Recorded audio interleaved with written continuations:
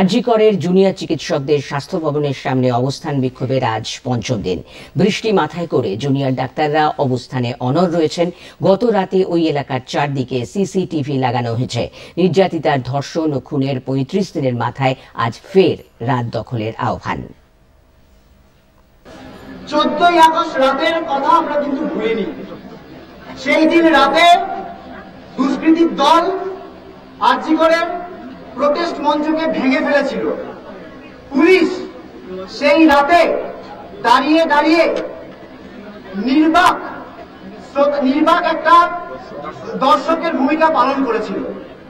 সেই জায়গা থেকেই আমাদের যে দাবির মধ্যে রয়েছে যে পুলিশ কমিশনার বিনীত গোয়েল তার যে পদত্যাগের দাবি আমরা করেছি, সেই জায়গাটা সেইখান থেকেই কিন্তু আরো বেশি জোরের সাথে এসেছিল। এই কথাগুলো আজকে আবার কেন আমরা বলছি?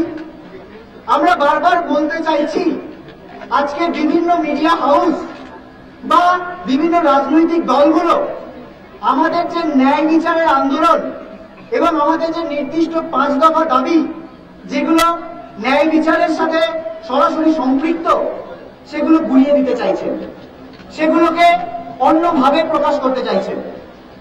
আমরা তাই 14ই আগস্ট রাতকে আবার মনে রেখে তার 1 মাস পর ডাক দিচ্ছি যে ঠিক যেভাবে 1 মাস আগে রিক্লেম দ্য রাইট হয়েছিল, রাত দখল হয়েছিল, তেমন ভাবে রাত দখল হোক।